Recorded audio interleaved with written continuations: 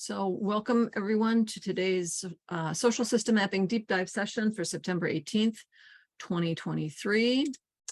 Your hosts today, as usual, are me, Christine Capra, and Kara Martner, both of Greater Than the Sum. And today's agenda is, so we'll spend a few minutes, or we'll briefly do some chat intros, and then I will walk through actually just our intro to social system mapping. Not going to do the theory of transformation because it's not in the slide deck. And then we're going to walk through our community of practice social system map and look at how, not the map itself, but the survey that is used to feed the map, and think about and talk about how ways that we could alter that interface to be either more user-friendly or more mapping-friendly. Okay. Given the recent upgrades to the tool. So we'll walk through that some. We might look at a couple other of our client surveys if there's time. And then, and Daisy, for your benefit, we usually have a structured hour, like a formal hour of presentation and discussion. And then at the top of the hour, it's the end of the formal piece. And so anybody who needs to jump off can jump off, but we always just hang out and have informal, an extra half an hour of informal. So if you find yourself, if you have the time and you find yourself still here by that time, then that would be a great time for you to just get all ask lots of questions and get those answered if they haven't been already. So that's our agenda. And let's go ahead and in the chat, I'm going to stop sharing for a moment and we're going to just put in Kara, I thought I saw three other, like Denise was coming in and she's not here. She's still joining. It's got a long load and then she tried to join again. And so I'm not sure if she's having. Okay. Okay. So let's go ahead and in the chat, let's, if you are willing, it's an invitation to share your name, pronoun, location for starters.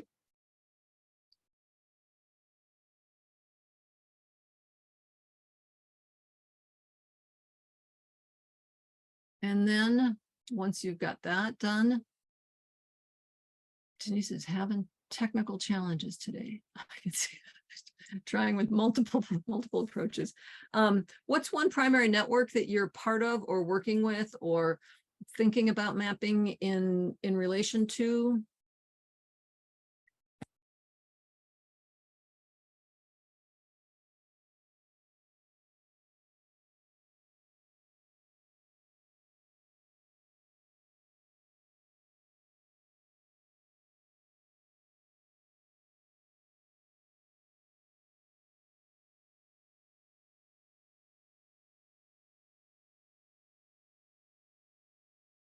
And once you're done with that, what brings you here today?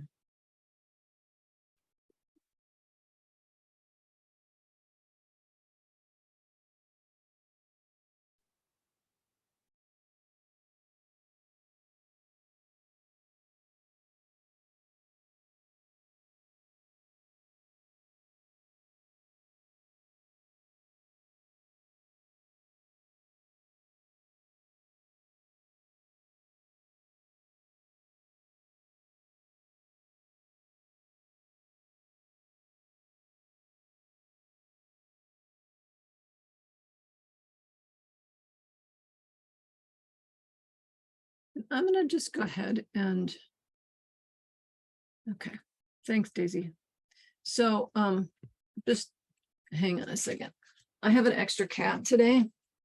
Here, are you trying to get up there? Okay. There we go. So we're sort of gaining new expectations or adjusting our expectations of one another for work days. Okay, she's settling down. Okay, so I'm going to go ahead and share my screen. So this is just a again, I can remember how to. Okay, so this is, I'm going to just share a brief introduction to what social system mapping is, which is, I like to call it essentially a mashup of a social network map, an asset map, a concept map, a system map, and a stakeholder map. So it has dimensions of all of those, or content from all of those kinds of maps. It's built at the foundation is the relationships within the network. So sort of the core layer is the interpersonal or interorganizational relationships, and then these other dimensions are added on to that. But so it looks a lot like it lives in Kumu, so it looks like any sort of any map that you might make in Kumu, which is an online data visualization platform with nodes and lines. So it's going to look very familiar. And so you might see it and say, oh, I get what that is. But it's different from any of these kinds of maps, and that all of these kinds of maps, whether it's a system map or a stakeholder map, et cetera, are generally one dimension. It's just the stakeholders, or it's just the systemic causal loop diagram, or just the assets in the system. And it's also usually a snapshot in time. So it's a usually just right now, here's the asset, here's our asset map, or here's a concept map of what we're working with, et cetera. But a social system map has all of these dimensions, so it's far more dense, and it also can evolve over time. We can add layers, take away layers, continue to update the network relational connections, add new members, etc. So it looks pretty familiar, but in fact it's a lot messier, it's a lot more robust, it's a lot more complex, and so it's there's more going on than in any one of these to think about. It's also online, it's interactive, it's accessible to everyone in a network. It doesn't have to be, but it usually is. Ideally, it is accessible to everyone. It's iterative, emergent, dynamic. And so given what I just said about the complexity of it and the iterativeness of it, we like to think of it as an ongoing collective practice, so that it's a process more than it is a product. But given that it's a process, there are ways we use it in an ongoing way to support ongoing dialogue and exploration about dynamics within the network, as well as a relationship building tool. So we talk about why did we develop this tool set and this approach to mapping. The general, the core is to support systemic transformation. So we are trying to support a global movement that already exists in lots of different contexts all around the world. Lots of people are working on shifting from systems of dominance and exploitation and extraction to systems of connection and reverence and regeneration. So one of the things we've learned in the last 20 or so years, few decades of working with systems change, is that changing systems, especially large scale systems,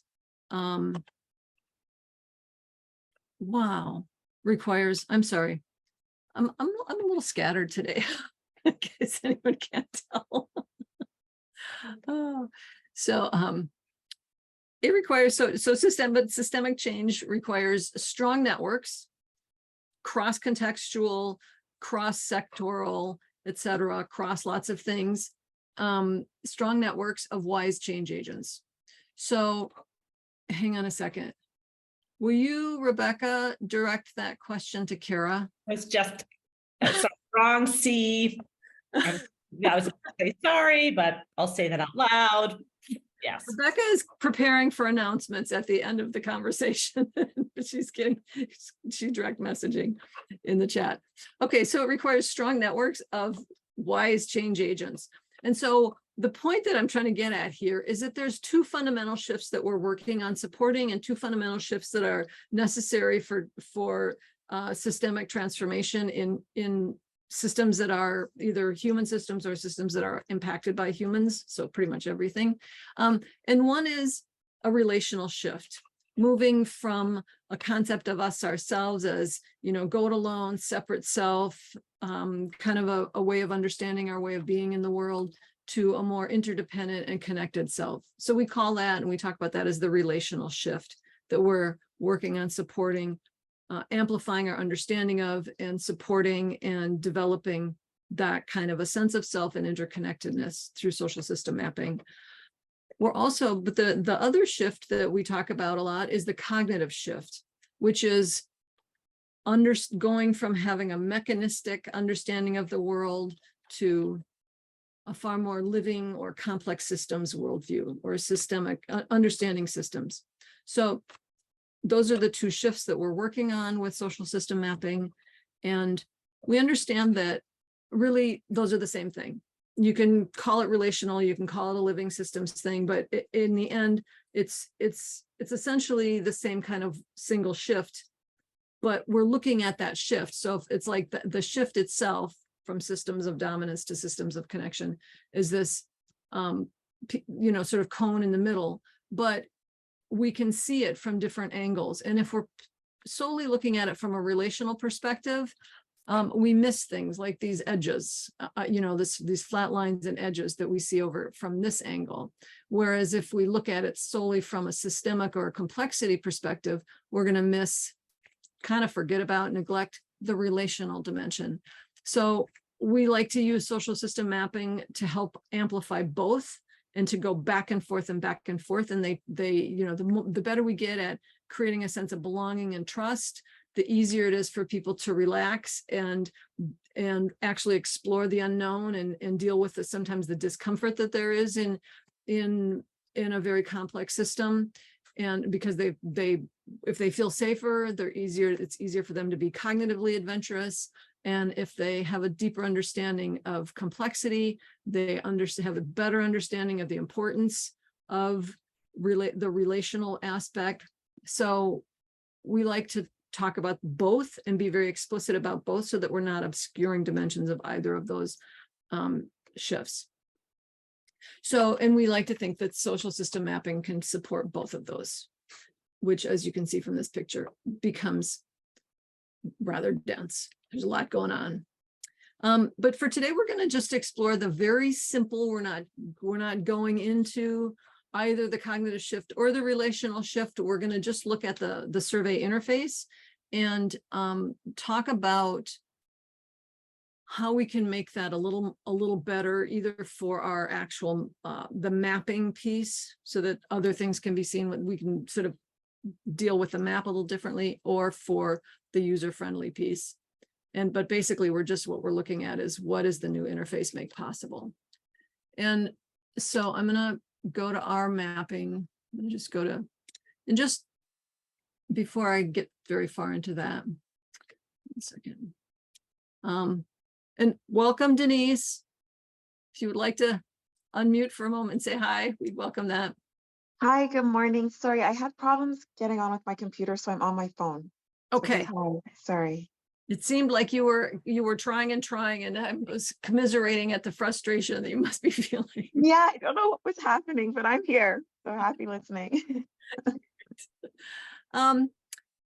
So just so what we're going to do today is going to be a little technical, and it's going to be focused on our community of practice, social system map and survey. And but we have Daisy with us, who's not familiar, and so I'm sort of going to add some extra things in to help Daisy be oriented. And so first of all, the first thing to know, Daisy, is that what we're going to look at in a minute is a tool called sumApp, which my partner and I designed and continue to develop and work on and keep up to date. That was designed intentionally to work with another platform. Are you familiar with the Kumu platform, Daisy? No? Okay. So Kumu is, it's kumu.io, and it's a online data visualization, very interactive graph visualization tool. Well, look, I'll point out, thanks, Kara. I'll point out ours in a moment. And if you're interested, I think, Daisy, for your curiosity, probably one of the best things you could do to really get familiar with what we're talking about is to, Kara will put a link to opt into being on our community of practice map. And even if you're just sort of curious about social system mapping, it's a great way to sort of walk through the whole interface and see what it's like for an end user, and see how the map and sumApp fit together, and start to just imagine what's possible. So Kara just put a link to that. So I would suggest you do that, because I think that will be helpful for you. And okay, so we're focusing on our context today, but the exercise is really fits in a broader sort of framing, which is that part of the social system mapping theory of change is that we start where we can start. Sometimes when you're especially when you're doing research, or when you're doing something that is being, thought of sort of as a product and not as more than a process, in an ideal world, we would get as many perspectives involved as possible. We would make sure that everything is really robust and perfect. And we recognize that especially with a new kind of a concept, it's hard to do that. People are busy. People aren't terribly interested in something that they haven't really seen before, and they don't really have a way of understanding without engaging with something actual. And so we start where we can start, and we just assume, because even if we could get it perfect, that there's going to come a moment when we discover we didn't get it. Things are going to change a year from. We can't predict what a year from now is going to look like. And so we designed sumApp, and the whole social system mapping paradigm is built on, as I said, iteration. So that, let's say we've got a map, and now we're looking at our map and we're saying, oh, we should have asked this question. We should have asked that question. We need to know more about X or Y or Z. The idea with social system mapping is we can just add that into the sumApp interface and then show that on the map, which requires getting other people to go back into sumApp and update their data. But it's meant to be a much simpler process than if you redo the whole map every year, like a normal social network analysis would do. So part of that, so then since that's possible, that implies that we need to be in an ongoing process, or have some kind of regular process of looking for new information for new questions, getting ideas for new questions, and then making some decisions about, is this question, relevant to our overall purpose? Is this question, should we add it or shouldn't we? Because maybe it's too, there's some way that it's like excluding something or pushing out a worldview that we don't want to push out, something like that. So anyway, we have an ongoing opportunity to be looking for new ideas and new perspectives to incorporate in the map, and then to be sort of vetting those new perspectives based on some kind of criteria, and then to add them to the map and then invite people back. So we call that sort of the iteration cycle. And we in our, I've been working with clients doing this kind of mapping for 8 years now, and I've worked with dozens and dozens and dozens of networks in different contexts, and have yet to come across a situation where we have a really good solution to that iteration process, where, it's a collective, transparent process that the whole network can be aware of how it's working and feel good about. Usually there's not a lot of, since this is a new process, a new methodology, we're still sort of learning how to do the iteration piece, because there's multiple parts to it. And so we have a mapping team, which Rebecca and Mary are on our mapping team. And we, as the mapping team, work on how do we gather these ideas from others about how we should update our map, and how do we create a process that is transparent, that is workable, and that it, gathers input from the whole network. And so for today's exercise, Kara, can you share the, oh no, you probably don't have it. I pulled it up. I'm going to share with you, this is our, oops, hang on. One of the ways that we deal with this idea of map iterations is sometimes we'll be looking at a map and someone will say, you should have asked X or Y or Z. And it will be like, yeah, that's a great idea. But we need a way to capture it. When I'm presenting, it's not like the mode where I'm going to write that down and remember it and put it in the right place, because I'm usually going from meeting to meeting. And so we have this form that anybody can use if they have an idea. So if something comes up for you about our particular map while we're having this conversation, I want to make that form available. And as we talk about some of the changes that we could make, some of them are just they don't require a harvest card. They're just like, remember to do this. And so I was thinking, as we talk through this, if one of the mapping team members would be willing to make a list of mini technical tasks that we could do for our map based on our discussion. Rebecca, is that a nod? I'm seeing you saying yes, you'll take the list. Okay, great. So with that, lots of preparatory conversation. So I guess I was sharing. I'm gonna go back to sharing my screen. But let me pause here. Daisy, is there anything that I've said that is part of this conversation that you have a question about or a comment on that we could go ahead? No. Not at this stage, but I suspect just because I didn't realize this was a service that you have to pay for. So I don't think we have budget to pay for things, so I might drop off if that's okay. Of course, but there is a free account in sumApp, and there are free accounts public in Kumu. It's not as robust. The free account doesn't have the survey like this, what we're going to look at. But one of the things we did for really low budget situations is make it so that you can turn the survey in tier 2. You can turn the survey, you can go down to tier 1, which is the free account, and then you can go back up to tier 2. So you could edit your survey, open up to your community, get data, and then go back to tier 1. The survey wouldn't be available, but like if you do it annually, then just have an opening for a month or two, which is $15 a month, and then close it down, for the rest of the time. And the data will still be in your map. So it's not like your map would go away. It's just that you wouldn't be able to do just ongoing live updating, which a lot of people don't do anyway. So it's not totally impossible, but if you don't have budget, but yeah, so. I would need to, just because I'm not the budget holder, but yeah. I really appreciate the way you've been accommodating, and it looks like an amazing tool. And I think without disrupting your entire session, I think my next best step is to report back and then see. And yeah, so okay. Thank you so much for your time, and I hope everyone enjoys the rest of today. Thanks. Okay, have a good rest of your day. Thank you. Thanks. Bye. Bye. Yep. Bye-bye. Okay. Oops, I didn't share.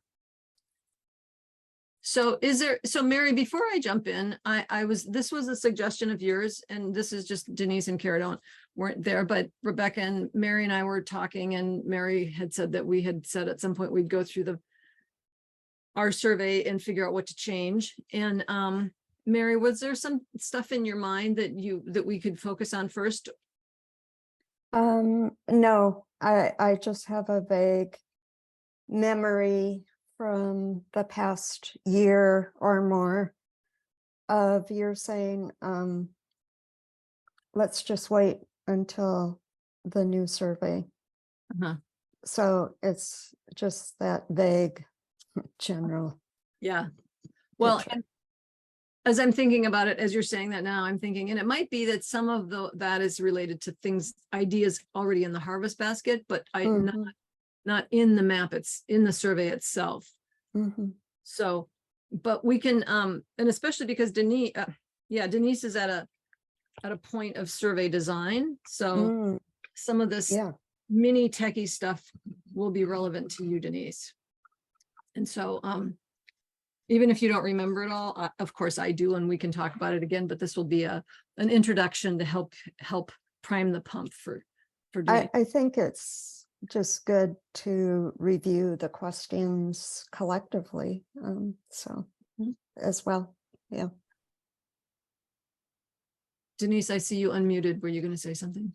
No, it sounds good. It's like if I pop off, it's because I'm still trying to get this thing back on my computer, but I'm just looking on my phone and it's so tiny. So if I pop off, I'm coming back on, but I'm listening. I'm going to try to stick it out for the rest of the time. Well, But this is and- great. No, I'm happy to We- be here and go through this. It's just, I'm annoyed with what happened today. We do have a recording. We will record it too. So Oh, yes, that's right. Okay, so that's good. Okay, because you and I'll talk through it too. So don't feel bad. I mean, we'd love to Okay. have you here, but okay. okay. Okay, so how about this then? I was thinking about how to do this, and well, let's just start at the top, and then maybe if people have thoughts about, should we even be having this question anymore, we can sort of evaluate it. But but I'll also just comment on if I see a potential for something we could do differently with the question. So does that sound okay? Mhm. I'll just start at the top, and you can all see my screen, right? Okay, so organization name, are we still good with having that question? Uh-huh. The one thing that we could do is that, I mean, this is a pretty straightforward question, but just to know for any question, we can make let me see. This is a tooltip. Tooltips in technology mean a place that you can hover over and get more text. And so we could put a tooltip there, but I don't think there's much value in that, but just pointing that out. Title. We might add the word "your" before title, because just to make it even more explicit, that it's not a title related to the organization. We're now shifting to the individual. Okay. So do we put a note for that?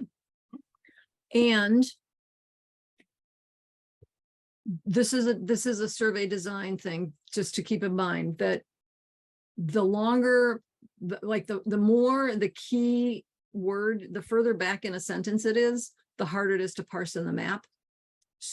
So for instance, if we had a lot of questions that said your, and they were in the map, then that would mean that people are having to scan further into the sentence before they understand what that field is in the profile.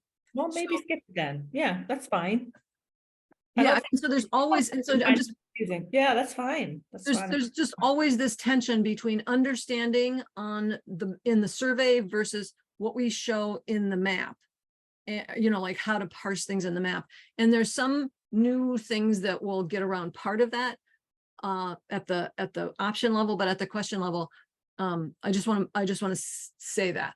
And there's sneaky workarounds, which we could also consider, but they just take a little more time. And so maybe if one of us is learning how to do this, we could do that. But just as a high level concept, I just want to point out that's a tension that we work with, is understanding here versus parsing there, reading versus gathering. But put it on the list. Okay. So then, Sorry, Christine, just Yeah. to Rebecca's point, I have a question. So when it says organization name and you put, sorry, when it says title and you wrote Chief Vulnerability Instigator, is that an example for when people are filling out the survey, or is that for today? that's my profile. Oh, okay.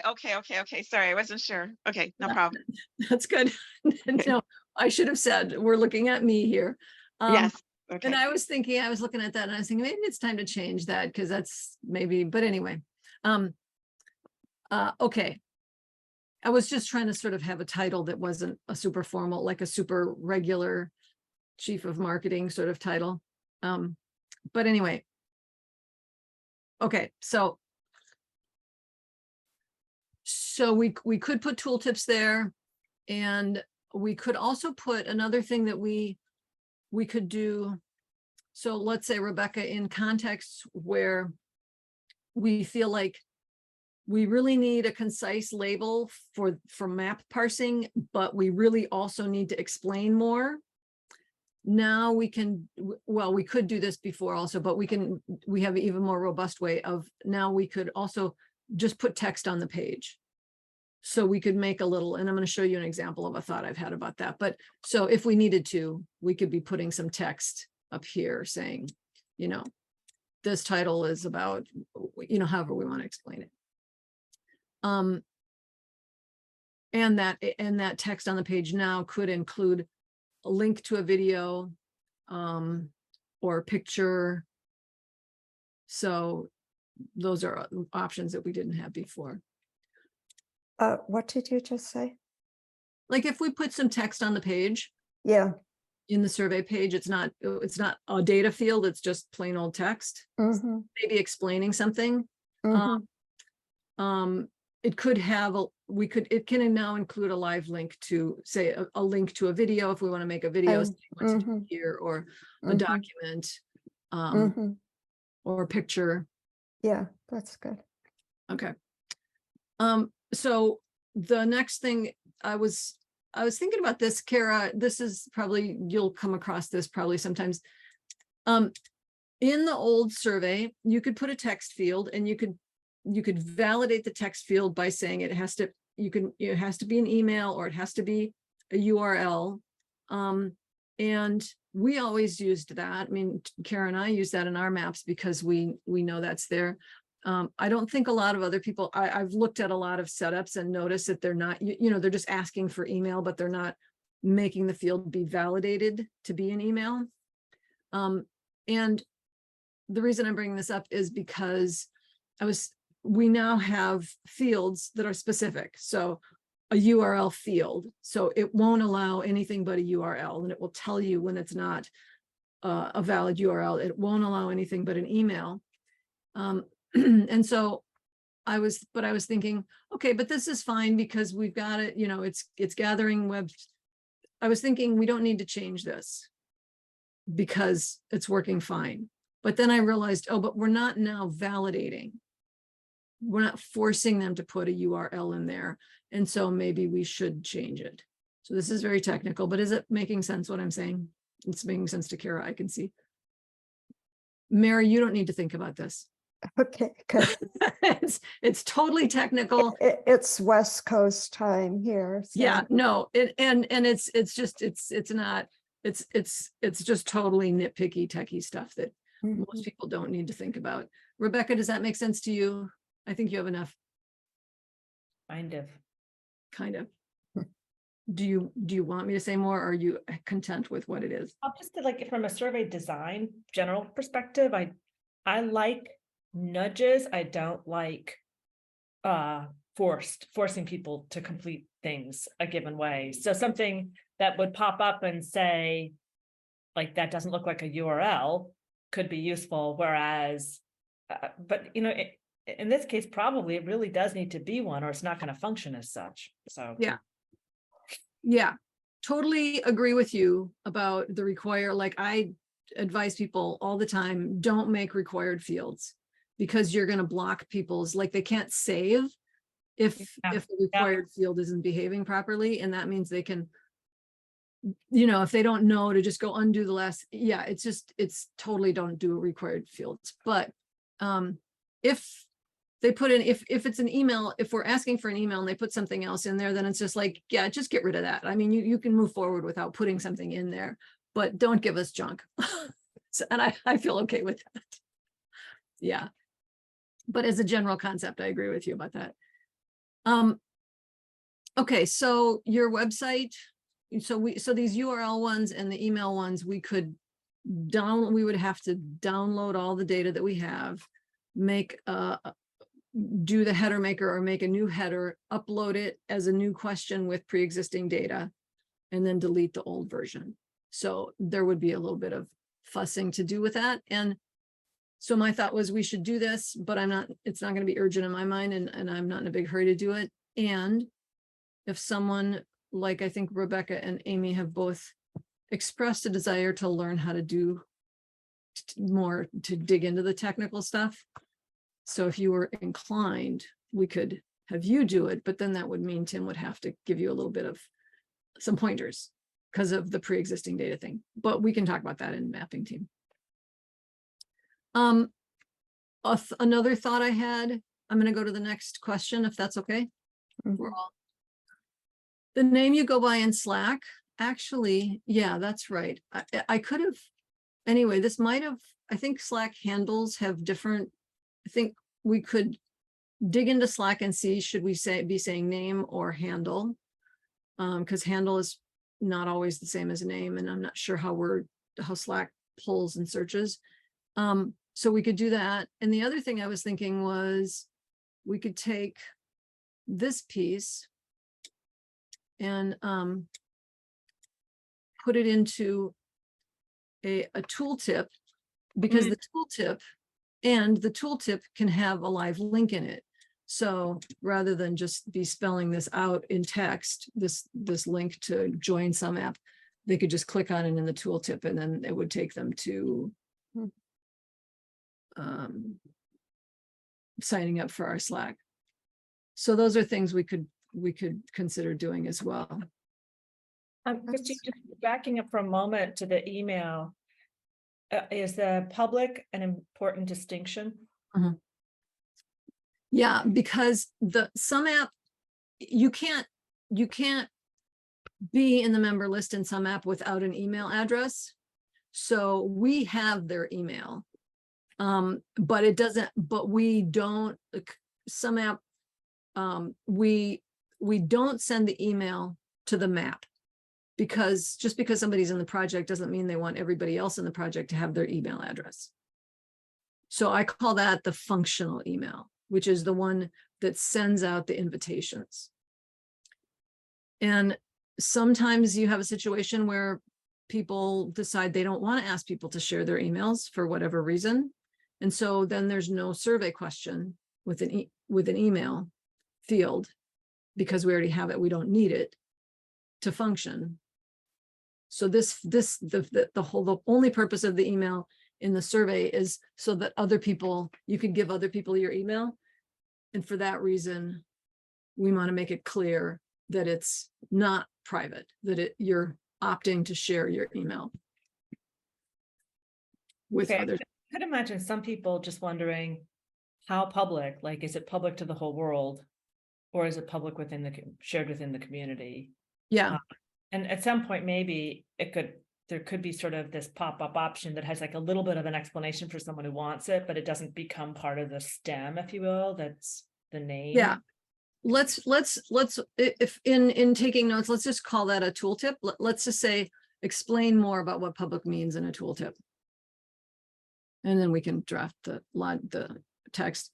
And in this particular situation, you're right, because if it was in most situations where the map is private, then public means network facing email that you will share with the rest of the network. In this case, we do share the embed link for anybody who comes to our sessions sometimes. So it can go beyond people who are on the map, but it's not publicly findable. The map isn't publicly findable. So it's in a kind of a gray area. So we could spell that out in our map. Okay, so our Slack team name, where we're located. I don't know if we've talked through the complexities of trying to have a more categorical where are we located, but I feel pretty strongly like an open-ended where are you located is what we need in this context. At the moment, it doesn't allow for filters, but just given, yeah, there's too many places in the world for us to try to be too specific. Does anybody have other thoughts about this question? Okay, postal code places us on the map. I will say at some point it would be nice for someone to kind of plunk a point on a map or something, so a single response can indicate where I am. Yeah, we do have that. Yeah, so that to me, that's as a participant, that's what is most interesting to me. Yeah, Like right now, we are asking 2 questions because we can't figure out a feasible way to ask a single thing. We really want to know a single thing, right? Which is where in the world I am. Yep. And we're asking in 2 different ways because of programming limitations. Fine, Well- which is fine, it's just a thought. um,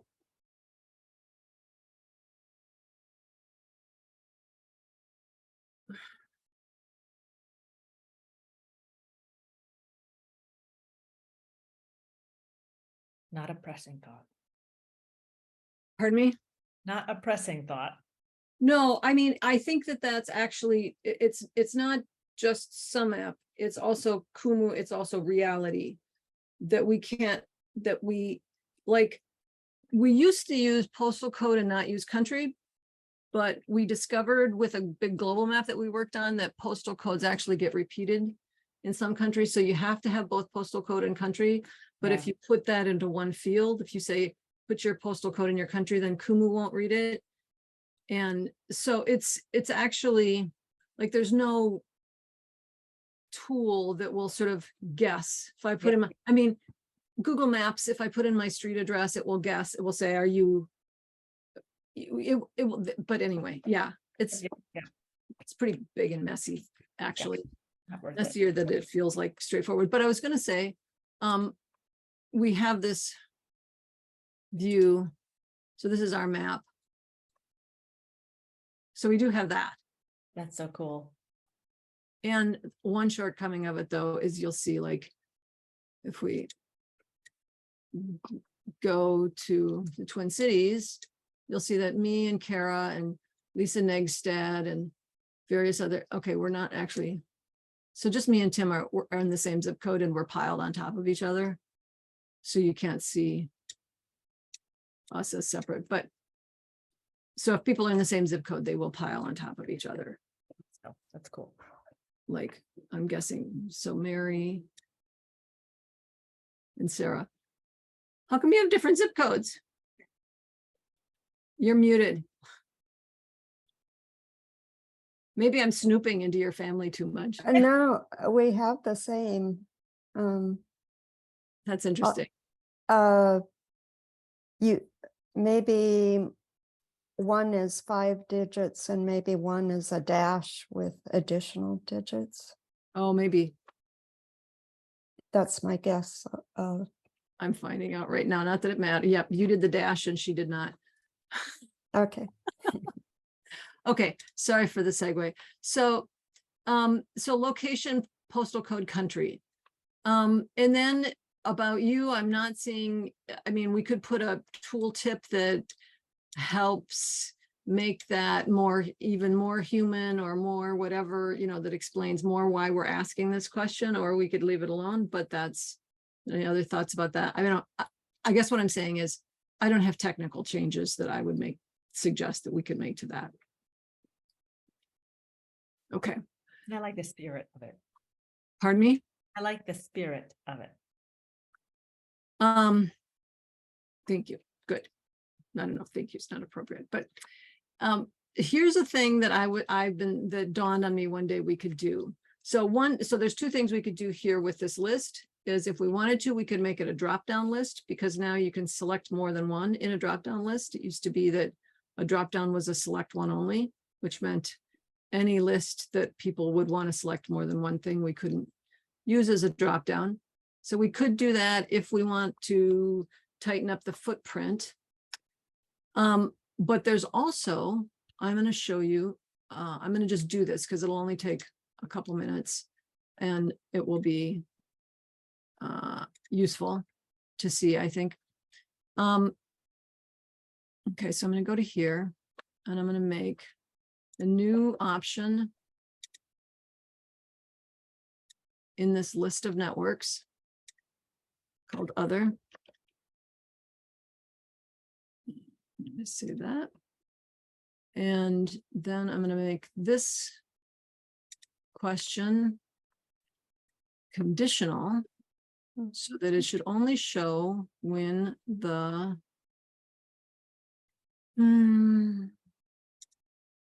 That prior question, which following networks are you an active member of, has the value of other. So now it should, and there was one other thing I was going to do before. So I'm making it conditional, and I'm also going to hide the label so that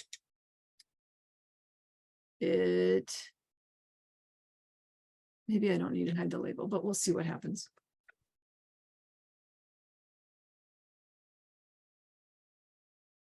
Now if I go to the preview and refresh.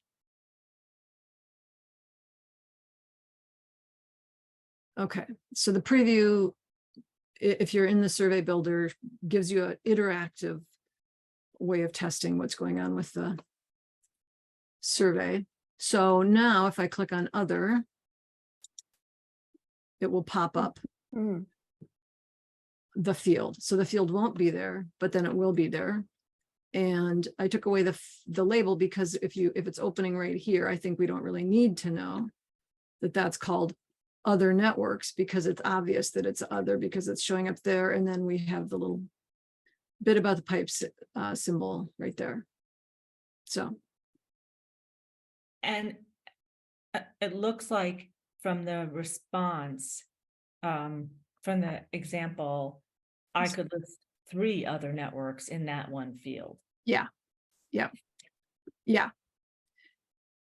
Do we want to have an S in parentheses at the end of other to? Sure.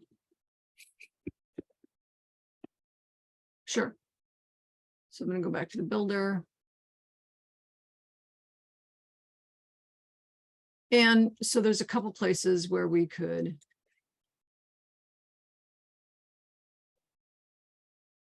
Oh, no. I didn't mean that.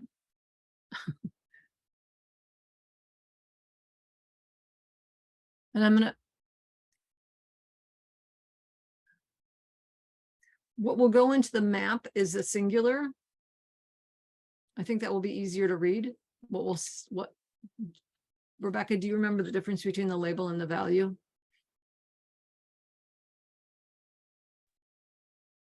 I'm not seeing. No. So when I talked about earlier about if you have long options, sometimes people have options that are really long and there's different variations of them and it's really hard to parse. Now, so we used to do this thing in the beginning, we would have these long options and they would look really crappy in Kumu.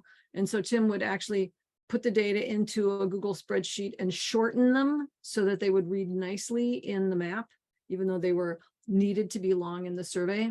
And now we can do that automatically by having, so the label is what shows on the survey, but the value is what actually gets sent to Kumu. So the value, if you want a shorter label for your options in Kumu, you can change the value.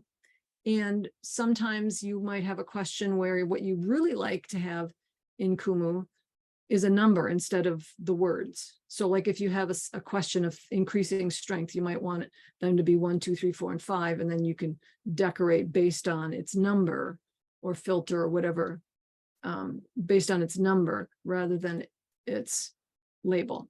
So we now have a difference between label and value. And what I'm thinking is the label should say others, but if we're in the map, we're going to just see in the list, we're just going to see other as an option as opposed to others. I'm just going to go with that and you can trust me and we can revisit this. Okay. So I was thinking that it would be great and fairly simple to do that conditional other thing everywhere we've got a list with the other option or others option. And there was one more thing I wanted to say about this. Oh, and Denise, I don't know, have you and I ever talked about how to handle categorical lists when you might not know everything in the list and you might want to still be having an open-ended, you want for example, like we maybe talked about this around languages, like you have a list of languages, but you want to be, you can't list every language in the world because there's, I don't know if there's thousands, but there's at least hundreds, many hundreds. And so you don't want to list all the languages, but you want to give people the opportunity to say if they speak languages that aren't on your list. Did we talk about how to, like the long-term process for that, Denise? Do you remember? No, not yet. Well, but we're going to have to, right? Yes, we are. I can hear that in your voice, like, oh yeah, Yeah, I have a lot to do this afternoon. Yes. Yes. yeah. So just to, that's also how so what I'm going to say about how we're handling networks will apply to your languages question as well, which is what we originally started. It will be easier for you. What we originally just started with an open-ended text field, and we just asked people to give the other networks that they're active in, just to write that in, and ideally to separate it with a pipe, because then it shows up more nicely in Kumu. And so we had a couple years worth of responses to that, and Mary, bless her heart, went through the whole list of all of those responses and distilled them into, taking all the variations of how people would say it and abbreviate it, et cetera, and turned it into a list of all the networks that showed up, I think, more than twice in that text field list. And that we took that and made this list, so that we now can, because when it was an open-ended text field, there was no way to sort or to filter, to like filter on the languages, because it's just open-ended text and there's nothing to grab onto. So we made a categorical list so that now we can visualize, we actually cluster on the networks in the map, which I'll just point out if you haven't seen. But what that means, though, is that, so these nodes here are being clustered on, and they are only possible because Mary went through that list and distilled out the repeated networks. But now, so we still have this open-ended text field so that people can add more. And then periodically someone has to go through the other field and look through and find repeated networks in the other. And when we find them, we will add them to this list. I don't know if I said that very clearly. I'm trying to rush because I know we're at the top of the hour. Denise, you have to jump off at the top, right? Yeah, no. No, I understand what you said, and it actually answers my question, because I was just wondering how the list was made in the first place, and you just explained all the hard work Mary did for it. So that's cool. Yeah, I understand. and in your case, you can probably not, I mean, I'm guessing that your design team or you could come up with a starting point of languages that feels, Yes, for sure. yeah. So you don't Yeah. need to start as open as we did. You could just start with, what you guys come up with. But then, yeah, the idea is that if, not to make people feel like their language is not officially recognized or excluded or anything like that, but to just continue to add them as you discover them. Yes. And in your case, you might even just, like for us, it was if there were more than two, but in your case, it might just be if they list any language at all that's not on the list, you could add it. So, but Yes. yeah. That's the biggest thing that I was seeing on our survey that it seems like we could do differently. That's not the same as evaluating all these questions or revisiting them, but Denise, I know you need to jump off, right? Yes. Okay, so I'm going to stop there and say, I'm glad you could join us. And I hope some of this was worth all the stress. It's always worth my time. No, I just don't know what happened with my computer, but no, this is helpful. And I am this afternoon going to go back to our own Miro board. So just thinking about things ahead of time, especially the stuff you were saying about down the road, how long a question should be and where it falls in the order of words, like the title, as opposed to putting your title, like that.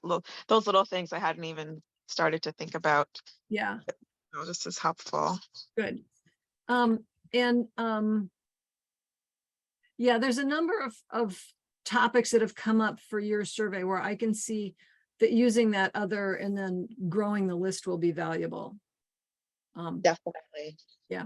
Okay, well, I'll see you later and thanks for joining us, and we'll do our goodbye ritual with Denise. Oh, okay, hold on, let me put on my camera on my phone. I can't even see. I'm gonna hop off as well because I'm Okay, about to We'll get s- something. Yeah. I'll see you later. Okay, Okay. okay, have All a right, bye, wonderful day. everyone. Bye-bye. Take care, Thank you. everybody. Good Care. to see you all.